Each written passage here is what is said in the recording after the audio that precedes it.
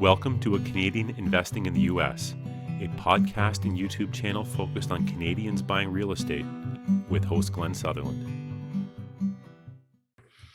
Welcome to another episode of A Canadian Investing in the U.S. This week, I believe this is third time guest, Matt, number 3. He's rival. I think he might be tied for my most, after this one, my most on guest.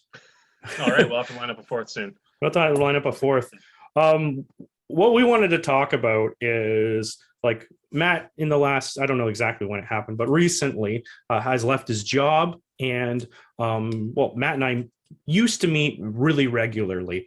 COVID's put some things in this, and even our phone calls, we got Slack on it. But we used to meet really, really regularly. And we talked about this for a long time, about leaving your job. And a lot of the hurdles kept changing. A lot of things, it just kept, it's one of those difficult things to do. And I wanted to bring him on to just like have that conversation. For people who haven't seen the other ones or don't remember who Matt is, Matt, just give us a little recap about who you are, what you did, maybe a short version of your life story. So I've been in computer engineering since I graduated from Western University in Ontario here for 15 years. And so jumping ship from that was a big decision. Now to get there, I used a number of real estate strategies. I succumbed to shiny object syndrome, except that I actually followed through with all of them. So I've been doing some house flipping. I bought turnkey rental. I've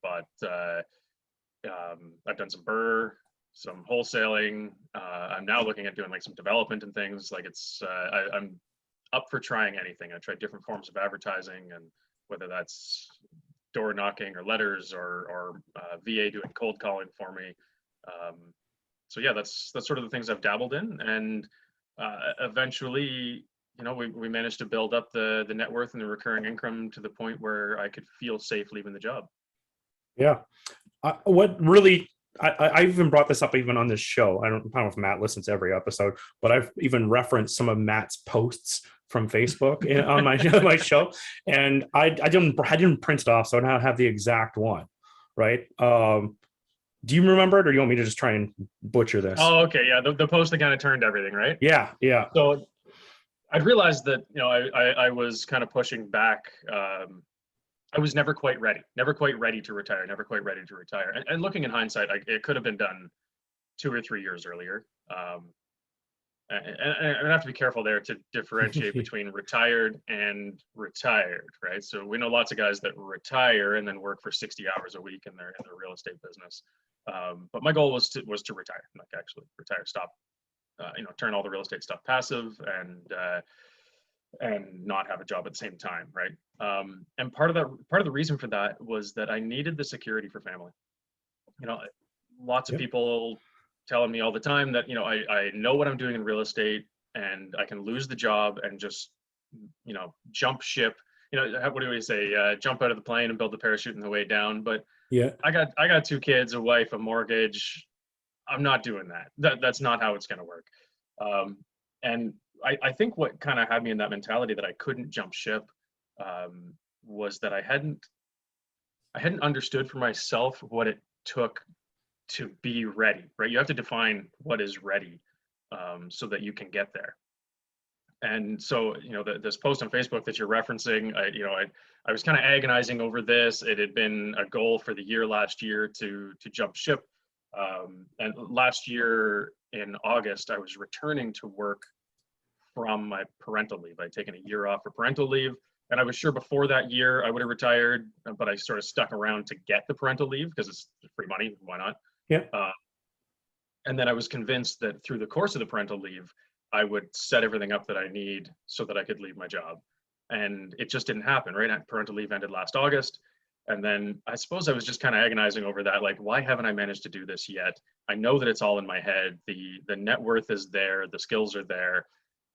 What do I need? So I wrote this post on Facebook that ended up being kind of the turning point. I finally got some good feedback by asking the right questions. So I said something along the lines of, for those of you who have quit a full-time career to really retire with your real estate income, what did it take to get there?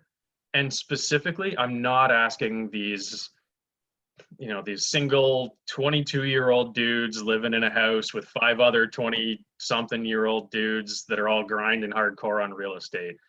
Those guys are all just, jump ship, just do it. But like, you wanted to hear from the people who had wife and kids and had already built up the big expenses that they had to carry. Yeah. I honestly think that it's dead simple to retire on passive income in real estate if you're young and you're starting from nothing, and like you haven't already succumbed to the middle class lifestyle, right? I'm sure a lot of your listeners have read Rich Dad Poor Dad. I was so committed to that poor dad life, the good education, the yada yada yada yada, right? But that gets you so deep into the rat race. You can't just pull the trigger, right? You got monthly expenses you got bills to pay. And I think that when you're renting a room in a house for $400 a month with no car payment and no kids and wife and whatever, it's real easy to make enough money in real estate, right? Yeah. First off, welfare is going to just give you $1,000 a month. So there you go. Your living expenses are covered. So now you can go grind on your real estate business. And that's just easy, right? There's no challenge there. So for the young guys that want to do it, right? Take that advice that those other young guys are giving, just jump ship and do it. But if you're in your mid 30s with the bills and the family, that just doesn't really work. So I ended up getting some really good feedback. And the 2 tips that I think really did it for me was, 1, take the time to sit down, open up all your credit card statements and your mortgages and find out what you really need to live. What does, the suggestion was 6 months. We play conservative in this house. So we took 12 months of what it costs to operate this household and knew that was a target number that we had to just put in a bank. And we put in a separate bank from the business. That was one of my challenges before, was that all of the lines of credit, all the bank accounts, everything was muddled together. Some of it was for real life, some of it was for business. And then we had separate for the corporation. When I say business, I mean my rentals that I hold. Yep. And I guess before the corporation, it was the flips as well. So we found out what that number was. And for us, it's not that high. And I think a lot of people would be surprised at how low it is, but I have a good reason why it's only about $42,000 a year. Now, people think, okay, well, $42,000 a year income, that's living poor. But we're in a situation where, like, if you're doing this, if you're going to retire here, you have to consider, everyone who wants to make $100,000 a year. Well, the first thing that happens with $100,000 a year is if the government takes 35 of it. So now you only got 65. Right. And then people spend 30% of their income on their housing. So that brings you down to 35. So, once we pull the trigger and pay off the mortgage on this house, that 43 is going to go way down from there. And then from your 35 that you got left, you got to live. But then you also got to be saving for retirement. And, anybody that's prudent is investing, minimum 10% of their income in retirement. And so even a person with $100,000 a year income, you're only spending $25,000 a year to live, besides those other things, right? So if I'm already retired, I don't need to save for retirement. Yeah. Right. If I can knock off the last little bit of mortgage that's on this house, which is coming up soon. I think my mortgage expires in 2 weeks. I'm gonna get some funds. That's really soon. Yeah. Yep. Yeah. So with that knocked off, you just don't need a lot of income. So the key is to figure out what that number is. Like I thought I needed $100,000 a year passive, and you just don't. Right. If all the rest of the things are working and in play, and that passive income is going to be consistent, you need way less than you think you do to live a very comfortable middle-class lifestyle where, we plan on, maybe drive down to Florida for the winter, maybe head out to Banff next summer, take a plane out to Southeast Asia. It's not that expensive to travel around there, right? So we can try new things and experience a lot of life for a relatively low cost. So first step was to figure out what we really needed to just live and put that amount of money in the bank. That was really important, so that I have a year, and it's a year proof of concept. We have all the real estate holdings where the investments actually are. So if I don't make a dime in a year, I can sell a house, and I'll pick a house that has the most equity in it, and that lines me up with enough money for another 4 years. So it's not like I'm about to bounce off the bottom anyways. So did you do this math equation when you around that post, or was it earlier? Because you were talking about moving or like leaving your job before that, and I would assume you had numbers kind of like that in your head, or were they higher at that point? Because I remember the bar kept moving. Right? Yeah, exactly. The number was higher. Like I really thought that I needed 100K. a year, or I always say 100K a year or the tax-free equivalent, right? So if my tax-free savings account and RRSPs are pumping out money, that's fine. Or if it's, you know, money that's that we can divide between the wife and I, which keeps us in a lower tax bracket, that's fine. But yeah, I think that first step of actually calculating what exactly it is that you need so that you can feel comfortable, and then putting that much cash into a bank account so that you've got runway, you know, that gives me a year to make some money. And if I don't make some money, I can sell a house. I'm good to go. So it's those and that's kind of basically a zero. Like if you make zero money in the year, you have a year. So and no matter what, you should be making something. I would have that year, but I'd also have like whatever the cash flow was from all the properties. Any cash flow that comes from any of the cash investments. So yeah. Exactly. So even if I'd never even had a tenant, let's say I was half vacant, so that, you know, the half tenants that I have are paying for all the mortgages. I'm not really making any money in real estate at that point, but at least I still have a year of runway. And then if necessary, I can choose, you know, get back into a job or just sell a house, and then I'd have years of runway. But the reality is, I do know what I'm doing. I will make some money along the way. And ironically, I've already made 2 or 3 times, 3, 4 times my job income this year on the side anyways, not necessarily since I quit my job or anything. So it's we're middle of September now, and I jumped ship in the beginning of June. So it's just been a few months that I've been off, but yeah, that's essentially what it took, was that we knew we needed to figure out the year, you know, figure out what we really needed, set that much aside. And then at that point, it was just like, okay, well, I still have the job now. Let's just refinance everything we can refinance. I had a bunch of houses that had been refinanced for years, and they've appreciated like crazy here in London, Ontario. And that's what I was going to ask you. What are the prereqs? So you want to refinance? Do you run around to the banks? Like what kind of stuff did you do before you say, you know, that's it? Yeah, that was number one, was just to refi everything. Refi everything that needed refining, right? Or everything that I could refi reasonably, just to max out my debt service ratio while I still have a job to give me a debt service ratio. And just kind of maximize the amount of cash that we have available, whether that's to put into new investments or to put into, you know, lending out to flippers for mortgages or whatever. And there was a chunk of that had to go to that runway money. And yeah, I know that something I should have done was to go around to every single bank and any lender that I possibly could, right? The mutuals, and get a line of credit. I should have got a line of credit at every single place that could possibly offer me a line of credit. Every B lender, like just everybody, just go everywhere and collect credit and apply for every possible credit card. I suppose my refis took like 2 or 3 months longer than expected. So I was just eager to jump ship. So, you know, once I didn't want to apply for a bunch of credit cards and lines of credit while I was waiting for those refis, they might get shut down. And then, you know, enough time had gone by, and we have enough credit laying around or private lenders that we can go to, that I kind of dropped the ball on that. Like that would have been good cheap money to have available for use, you know, to take down a deal or to invest in something or you know, to survive longer than the year if necessary.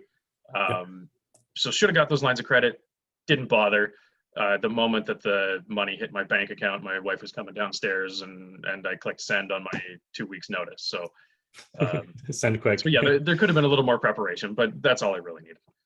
Yeah. And then not having your job, did you need to get insurance for like life insurance or health insurance or anything like that now that you don't have that through your job? Or is that you just, you know, we're still fairly young and you're gonna worry about that later? Yeah, the benefits package I already missed that. You know, part of the benefits package, which was not cheap, like we were spending pretty good money on the you know, through the work benefits package. I really miss massage therapy. You know, I really miss being able to, you know, my wife goes to the chiropractor now and then. So like it'd be nice to have that.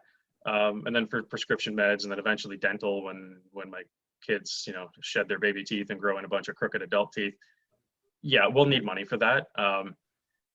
We considered it, and I think at this point, the money that we would put into it, it's not necessary right now. So yeah, we're taking a bit of a risk in terms of, you know, if I get diagnosed with something that's going to need expensive medication for life, you know, we're not going to be able to get benefits plan later.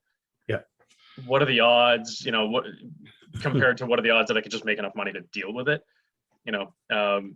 And then something a little bit out of the box that I thought of as well was, as far as dental goes, I hear about Canadians who get on like chartered flights to a chartered bus to, they fly into El Paso and take a bus over to Juarez where they have high quality dental, but it costs like literally 10% of what it costs in Canada. Like it's cheaper to fly and bus and hotel down to Mexico and get dental work done than it is to just drive across the street to the nearest dentist and get it done here.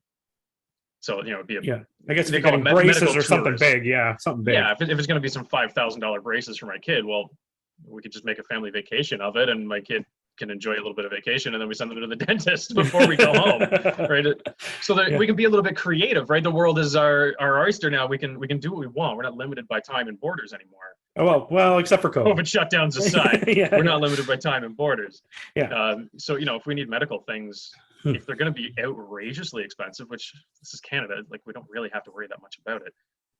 But if there are going to be outrageous medical expenses, we can just go somewhere that they aren't outrageous. And we have that option.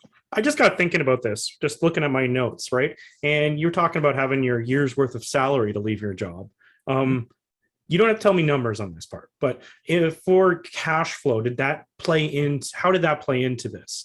Did you wanted zero? It didn't go in at all. You weren't like, I need to make sure that my cash flow every month is equaling, whatever, 5,000 a month or whatever. Like none of that, even that didn't come in. It was just as long as I have 1 year's worth of salary, because also you do a different kind of business. You do a lot of wholesaling, so you get chunks, right? Flips, chunks. Yeah, not a lot, not a lot of volume, but yeah, it does come in chunks. When you're doing low volume wholesaling and very carefully hitting home runs, it comes in big chunks. Yeah. But a little correction there. I didn't bother with a year of salary. Salary is irrelevant. That's an irrelevant number. What I living that was the year of, what is this household cost to run? That's what we set aside, which is half of what my salary was, right? Because the government takes a third of it off the top and et cetera. So I didn't need that much anyways.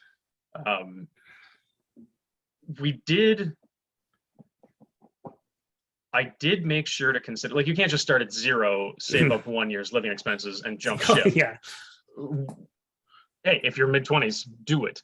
If you're not, and like you're in real life with a mortgage and kids, no, that's not really good enough. So I'm established in the business already, but being careful to understand that I'm not trying to be retired where I work 100 hours a week. I'm trying to be retired where I don't work, or I work only enough to manage my investments. I was having this discussion with somebody this weekend, and they said, well, if you're working less than 10 hours a week, that's retired.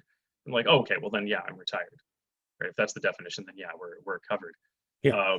But I did want to make sure that if we just look at the big picture of the rental cash flow and the net worth, if we just look at net worth, if my net worth is, is 20 times. So like if my living expenses are 5% of my net worth, I know I can live forever on it. Right. Because you should be able to generate 5% off of your net worth. Yeah. Like any idiot can generate 5% off their net worth. But also I know what I'm doing with this business, so I can make some money as like on top of that. So, I've got a private loan out at 11% and charge 2 points on that. And most of it's in a tax-free savings account. So that's really good income right off the hop there. And that's a fair sized mortgage. And now we're going to put other money into other private loans. And actually right now I'm going to put a chunk of money into a down payment on a vendor take back pair of triplexes coming up this week. So that wasn't a purchase I was expecting. I wasn't going to be buying more rental properties, but a good opportunity came up for, the kinds of properties that I could see, my 5-year-old and my 2-year-old living in when they go to university.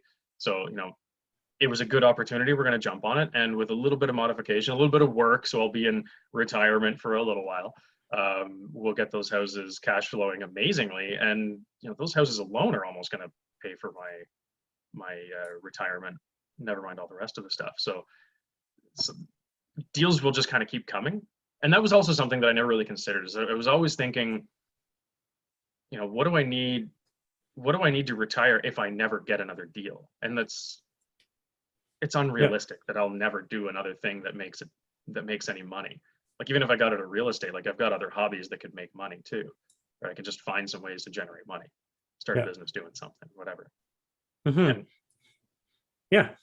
But even that, like if we consider the not making any money part, if my annual expenses are only 5% of my net worth, if I invested it all at 0% and never made another dime, that does still mean I have 20 years to figure it out.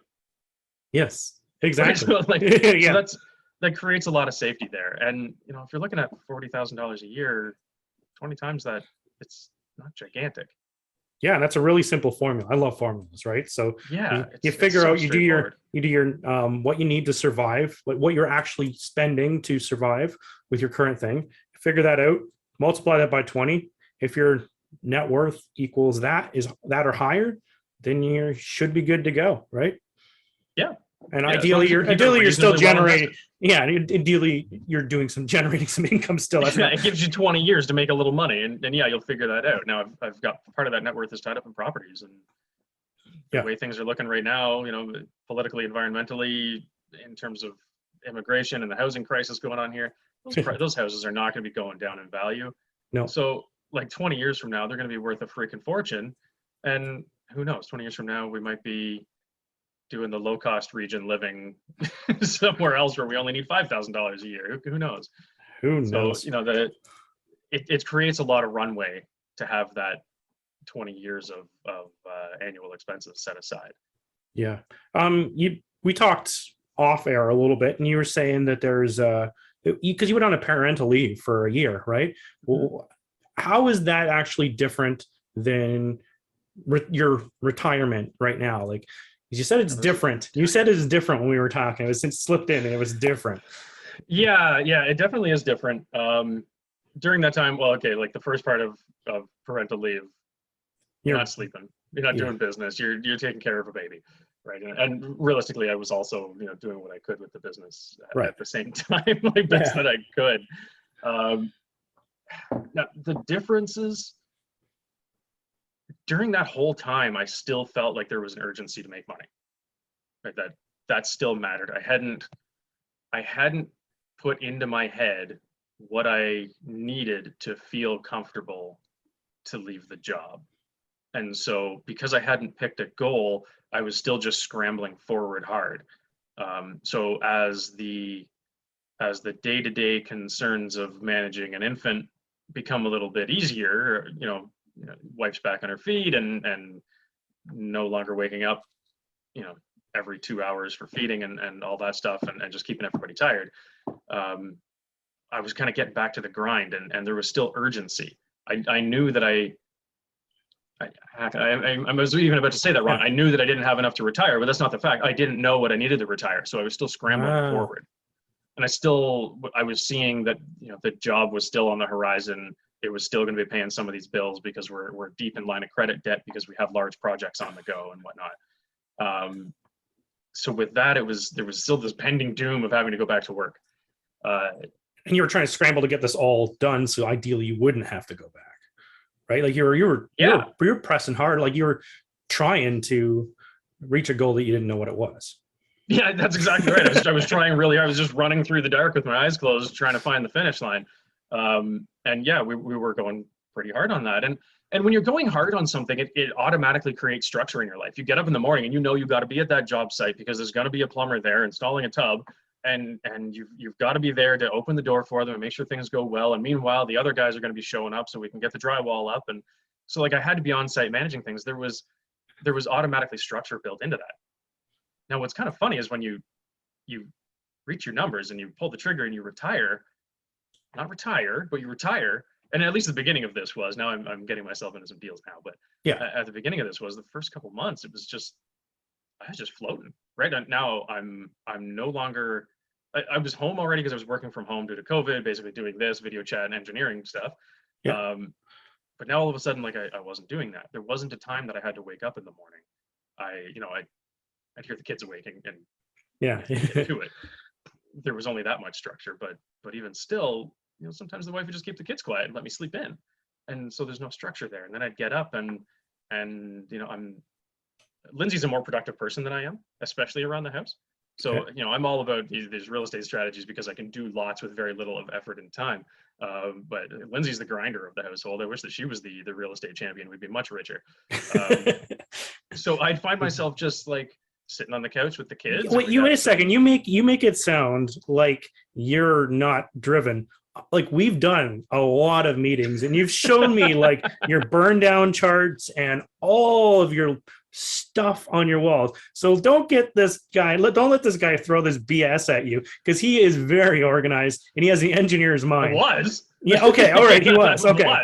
Yeah. When I had all the structure, yeah, it was very organized, and it's an engineering thing. It's almost an engineering joke. It's like, the best engineers are lazy people, because they'll put 1,000 hours into figuring out how to save 10 minutes on something because they're too lazy to spend 10 minutes on something.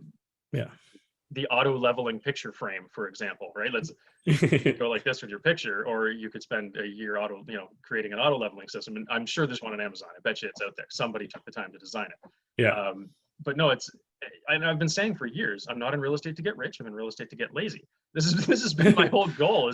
This is why I'm trying to scale things all the time. This is why I hired a VA, because I don't want my phone ringing all the time. This is why I'm spreading the wealth as much as I can, and this is why I trained a lead gen guy and do all these things so that other people can get a piece of a bigger pie, right? If we just grow the size of the pie by bringing the capability of more people in, then I'm happy with a small slice of that pie. So I can throttle back and just like direct things. I can be the navigator of this ship, right? And just take it easy.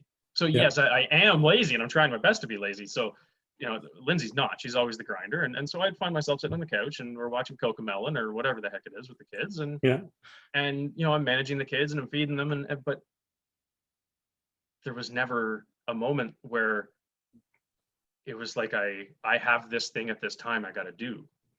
And at the same time, like I'm sitting there on the couch and Lindsay's working her butt off doing a bunch of work around the house. So I'm not going to just like interrupt her for something that I could do next week, but I probably should get it done now. But then that was like causing me stress, that it's like, I got this thing on my mind, I got this thing on my mind, and I can't get to it because I'm watching the kids, I'm busy. And it was just a ridiculous falsehood, really. Like there was no reason not to just like say, hey, I got this work to do and I'm going to take care of it. Or there was no reason not to say every day between 10 and 12, I'm going to be busy. Yeah. And so that's 2 hours a day. Then there's the 10 hours a week that I had talked about before, right? If we can keep it under that, then I'm retired, not retired. But you also, what you're leaving out too is you have set up over the last couple of years a lot of systems, right? Mm-hmm. That we kind of have like just skipped over all that. Like you mentioned you have a VA, so VA is doing a lot of the actual work. You have an accountant that's doing a lot of that part of the work. Like you're just doing the active, whatever actually has to be done by you. Like yeah, exactly. So not just accountant, but bookkeeper as well. So any expense that I get, I just take my phone and take a picture of it. Like go to Home Depot and buy something. I get in the car, I put it on the armrest, I take a photo of it. I have an email address set up that goes right, like it's exclusively for my bookkeeper to get my receipts. And so I send it to that, I scrumple up the receipt and throw it away. That's all the work that I do in terms of bookkeeping. Right? If I get an email from my internet service provider with an invoice, it's already prepaid, and I just send it to that email address and the bookkeeper takes it from there. So I minimize the amount of effort that I need to do to get all that work done.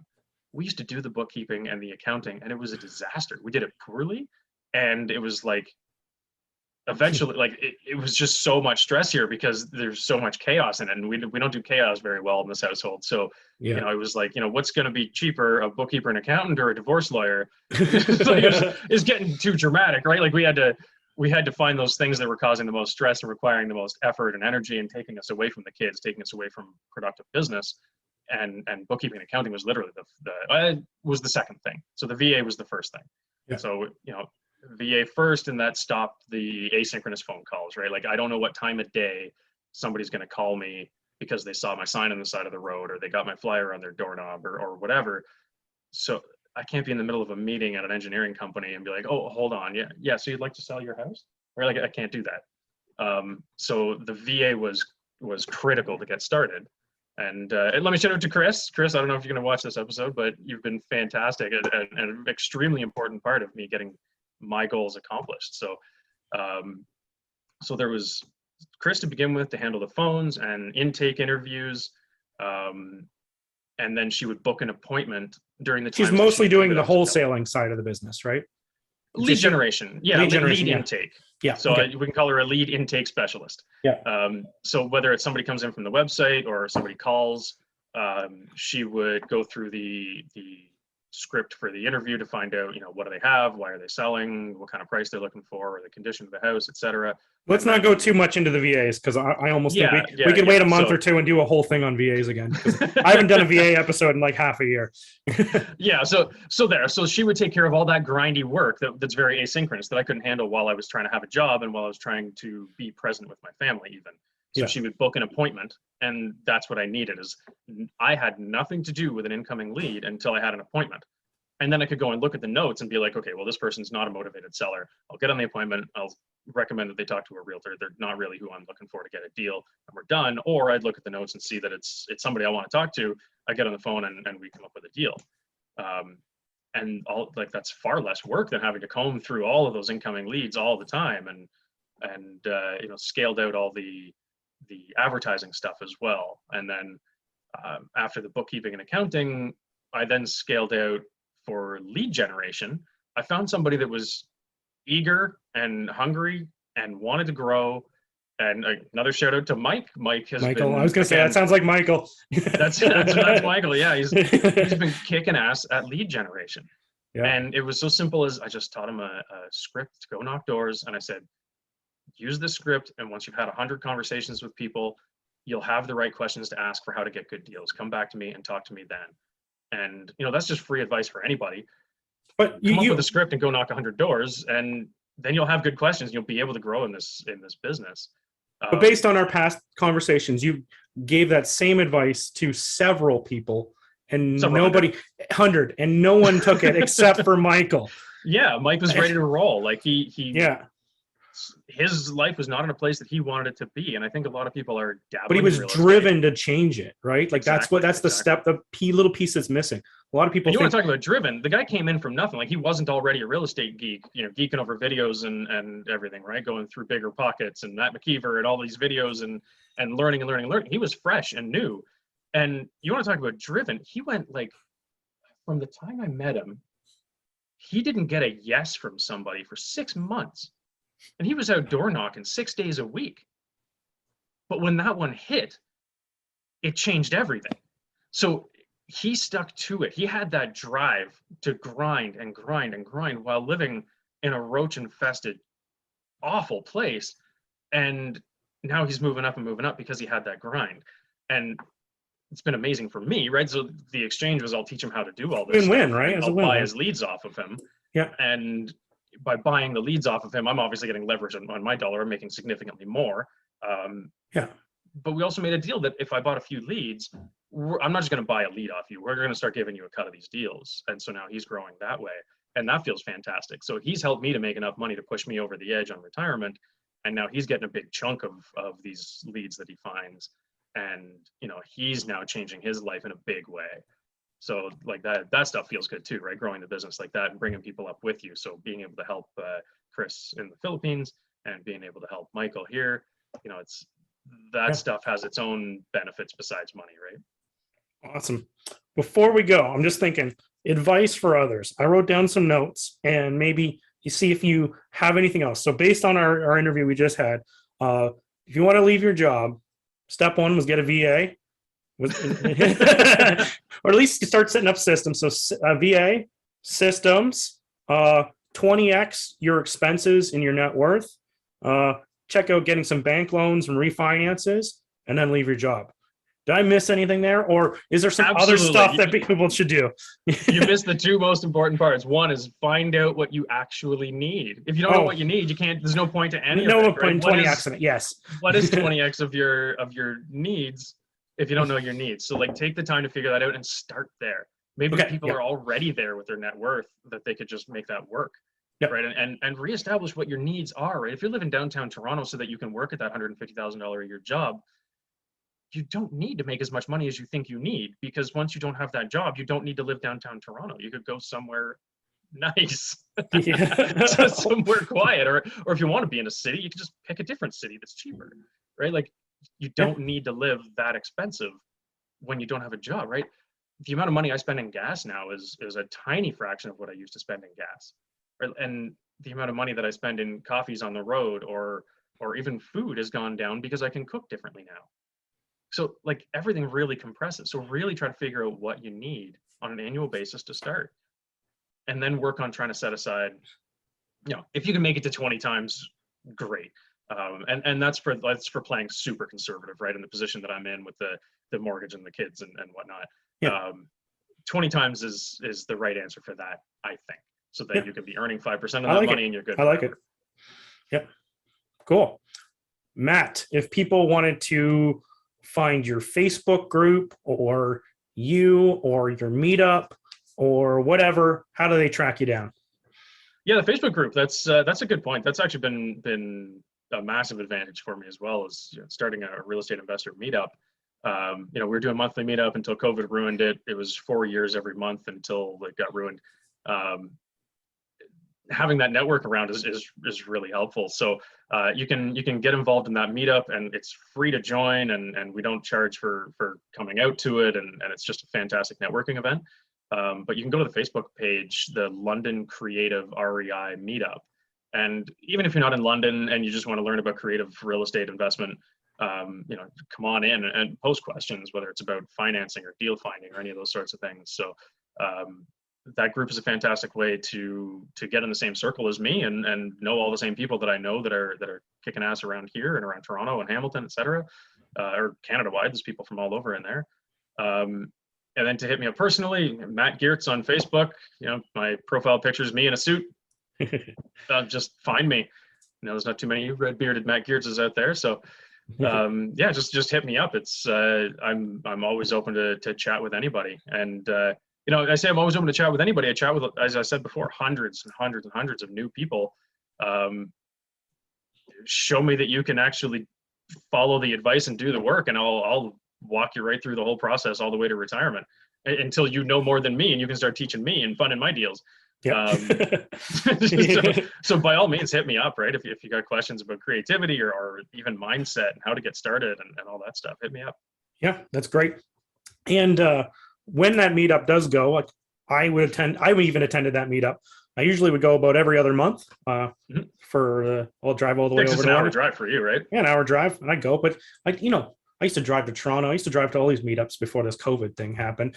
But it was you surround yourself by people with talking about the same stuff, and you pick up that one little tidbit that's could save you thousands of dollars or help you, or just a mindset change, or get past that one obstacle. It's awesome. I just love being around. And sometimes it is about finding those right groups, because it's very easy with Instagram and Facebook to see all kinds of the young grinders hustling out there, making it happen with a flashy watch and all that crap. But if you're the mid 30s, 40s, 50s, 60s, whatever, and you need to be escaping your job and you've got other obligations and stuff, that stuff's not helpful. So post up that's your situation. Like, that's the reality of it, that you're not a full of energy 20 hours a day grinder and you've got other things going on. Post that up, and you can find the right people who have the right solutions to that, and they're not usually the loud ones on Instagram. Right. Love it. Thanks for coming on the show again, Matt. I think I'll have to get you on again, maybe in a few months, and we'll do something about VAs or something, because I haven't done VAs in a while, and I've been considering rehiring some VAs. I had some for a while and I let them go. I've been planning on getting them back again. So anyway, we'll have another talk. It helps eventually. Yeah. And one of these days, maybe I'll actually be a Canadian investing in the USA. Maybe. Love to talk deals. Yeah. Awesome. Thanks again. Right on.